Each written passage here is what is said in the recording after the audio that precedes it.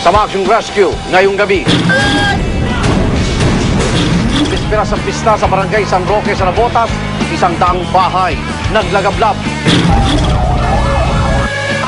Pagising ko po, nasa may gilid na po namin yung apoy. Hindi pa natin yung bata o matanda. Demolition sa San Juan, nabalot ng tensyon. Hindi kayo makatao! Bumabata sanggol! Titigas nyo! Huwag kayong titigas, may mga bata! Hindi nila kami pinakinggan! At bayolenteng taong kalye sinagip ng Mayor's Action Command. Hindi, ligan na. No! Nay! Bakit sa gabi? Ako naman Arnold Gravio. Oras na ng totoong drama at aksyon dito sa Rescue. Buhay namin dito, alerto sa kalitasan mo, alerto sa kalitasan mo, alerto sa kalitasan mo.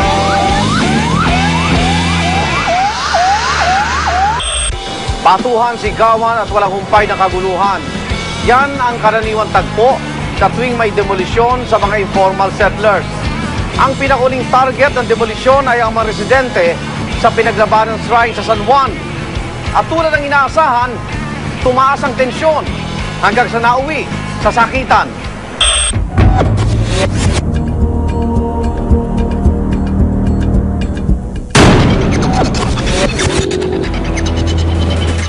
Alam naman natin, based sa batas ng Pilipinas, any national park or government site na ganyan, katulad ng pinaglabanan shrine, hindi talaga dapat lagyan ng mga informal settlers or illegal structures.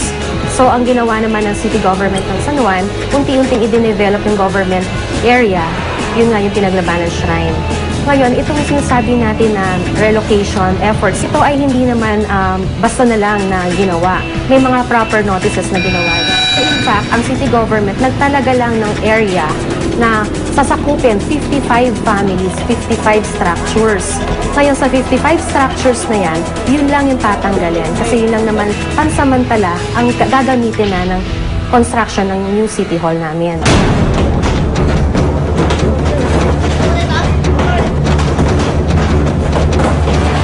Karoon po ng tensyon nung magsisimula na po yung mga bandang mag-aalas 8 po ng umaga.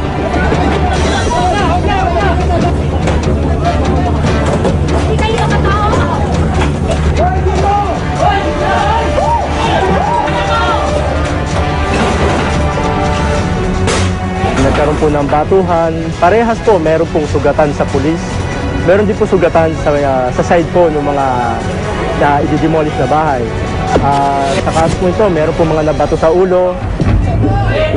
Umalis kayo dyan! Hindi kayo kasali dyan! Umalis kayo! Pumasok kayo sa bahay nyo! Pasok kayo doon! Pasok! Pasok sa bahay! Pasok! Pumasok na kayo sa bahay! Pasok kayo doon! Umalis kayo! Umalis kayo dyan!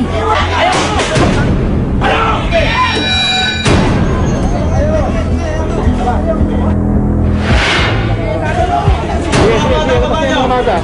Mga bata! May disable kami! Yung asawa ko hindi ko maibaba! Mga bata sanggol! Titigas nyo! Pagkaya ka na! Nagdadami nyo kami! Huwag kayong titigas, may mga bata! Hindi nila kami pinakinggan! First time ko pong ma-involve sa ganito makita ko mismo ng aktwal yung pangyayari. Katulad po yung mga sa tear gas, sa mga bata, para pong nakakaawa po. Kaya lang po, kami po yung trabaho po namin, kailangan namin gatalan. Kayo, tao din kayo, tatay din kayo, may mga anak din kayo. Sana naman, makonsensya naman kayo na ganito ang kinasasakitan namin. Sa ako lang, sa totoo lang, wala. Ako, sa party ko, wala akong notice na tanggap na mula sa kanila. Sa galit nila na yun, siyempre, natural na sa kanila yun magalit. Kami naman, naunawa namin sila dahil kahit ikaw ba naman, lubaing ang bahay mo, masakit din sa'yo. Pero utos lang sa amin ng namin, nakakataas, tumusunod lang kami. Ang Montalban, isang sakay na lang yan. It was formerly called Montalban, pero ngayon Rodriguez Rizal. So, it's like going to Antipolo na very accessible. Alam naman natin na ang nagbabiyahe ng jeep, lahat ng transportation means ando doon na. Ito na yung pinakamalapit na relocation site na in-offer ng National Housing Authority. Hindi ko tatanggapin yun. Kahit libre. Mabuti sana kung kung halimbawa man sila magbigay ng bahay, ang gusto ko dito lang, ayaw ko sa malayo. Kaya yung sweldo ng asawa ko, maliit lang. Kuntinto na nga kami, nga mag-ulam kami ng asin, basta magsama-sama kaming pamilya at malapit sa trabaho ng asawa ko. So kung napaalis o na-demolish ang bahay nila, napakasakit. And it caused not only, psychological problems, minsan hindi na nare-repair. Kasi po dito sa kasong po ito, sa demolition, imposible pong hindi po tayo magkaroon ng mga casualties. Maaari pong magkaroon ng kaguluhan, galing po sa kabilang grupo o kaya sa grupo rin po ng gobyerno. Ang sa amin po dito, kami po nandito para po gampanan yung tungkulin namin na kung ano man po yung mga injuries na ilapit sa amin, dadalhin po namin sa ospital at bibigyan po ng first aid.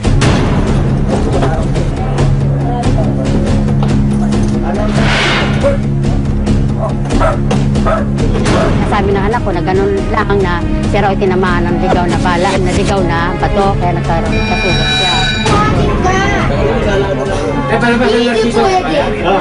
Narsiso na lang, narsiso. Butas yung laman niya dito sa paa, kaya nahirapan siyang itapak at ilakad ang kanyang paa. Sa ginawa po natin kanina, nilinis po ulit natin yung kanyang sugat. Kaya lang po sa nangyari, medyo ngayon po namaga yung paa niya. Kaya po yung pagka naglalagay po siya ng force, hindi doon sa kaliwang paa niya, mas kumikirot po. Pero nabigyan na po siya ng anti-tetanus. Alalay lang. Kasi pwersa mo yung bigat mo dyan. Okay, mahawak ko sa akin.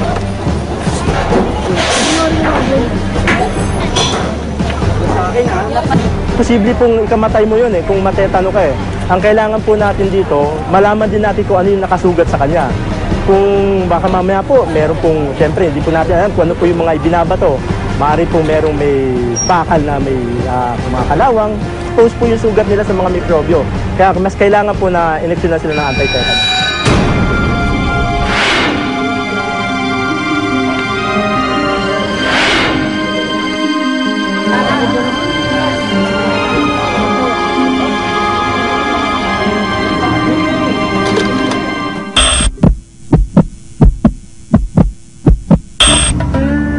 Magandang pabahay ito, it's a bungalow type, although row houses, dikit-dikit din sila. Pero meron silang privacy at dahil nga separate yung mga housing. May payment scheme ang National Housing Authority, 200 pesos a month ang babayad nila. Pero may moratorium na 1 year. January 25, 2012 pa sila magbabayad ng 200 a month to give them time.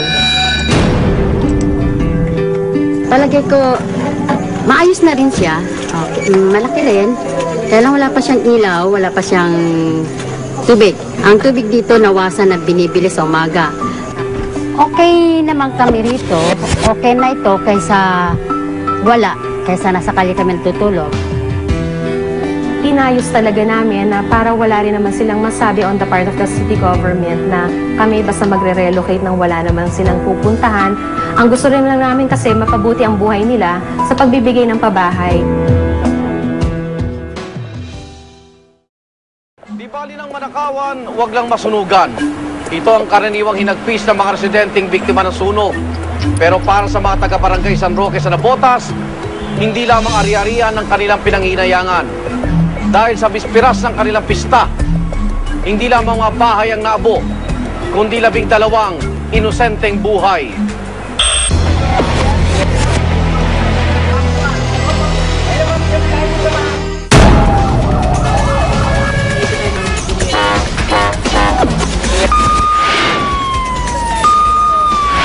Pagdating po ng ating fire truck dito ay nag-alarma kagad ng first alarm at sunod-sunod na po yan.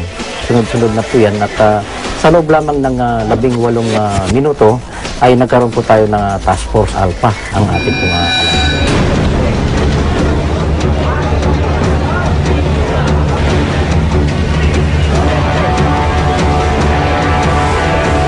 Ang ihip ng hangin ang siyang isang bagay na siyang lalong nakapagpalakas ng apoy natin.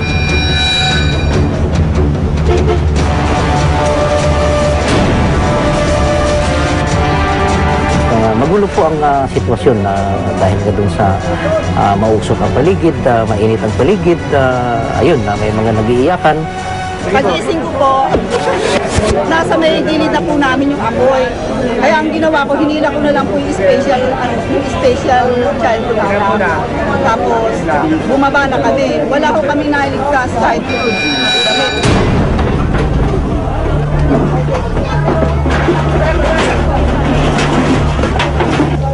May mga statement po yung ating mga saksi na ang apoy ay nagmula sa isang bahay.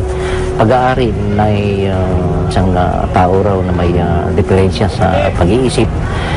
Na kung saan nung mga nakaraang mga araw daw ay yan ang kanyang ginagawa na kapag siya ay sinusumpong ay naglalaro siya ng posporo, naglalaro siya ng lighter. Ang mga bumbero po natin ay talagang nahirapan sa pagpasok dito sa area na ito. Gawa ng yung mga iskinita ay talagang makitid. Wala po silang madaanan dyan, kaya yung ibang bumbero natin ay sa bubungan na lamang ng mga bahay na sila umakyat.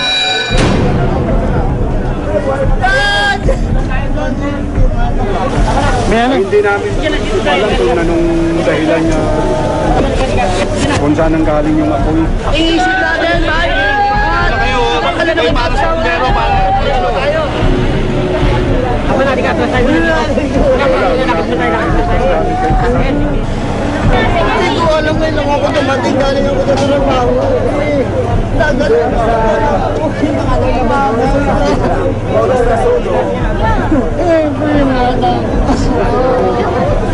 Tatlong bata ang wala. Dalawa, sir. Dalawang matanda, dalawang bata. Wala. Yung ina ng bata. Ina. Ilan, sir? Ilan? Dalawang bata, dalawang matanda. Bata ba itong isa? Dalawang bata, isang matanda? Tatlo lang to? Dalawang bata, dalawang matanda.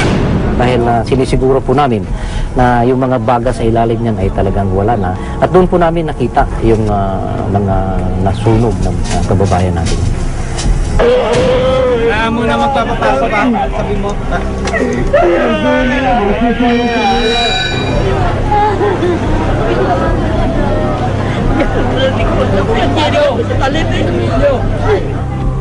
Itong lugar po na ito ay masasabi natin isang fire trap.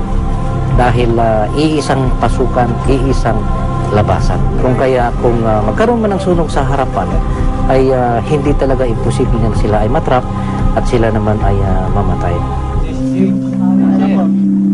Patras tayo.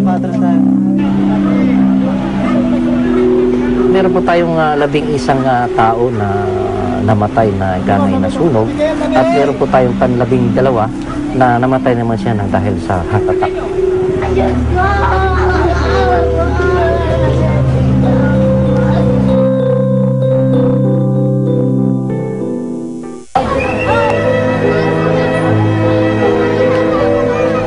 So bali merong 375 families sa nasunugan at 301 ang kabahayan merong 154 ngayon na nasa evacuation center dito sa San Roque High School.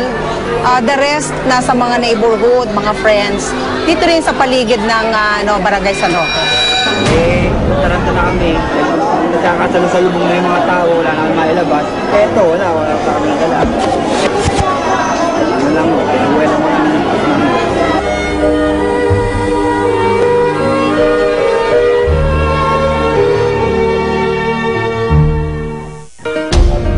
Kapag nagtayo ng bahay, ay talagang isiguro po natin na merong alternative na exit na pwede nating madaanan. Na kailangan po magkaroon ng right of way Kaya dapat nga magkaroon ng reblocking na tinatawag, na may isaayos yung mga kabahayan. Dapat bigyan talaga ng halaga ay yung meron tayong tinatawag na fire exit.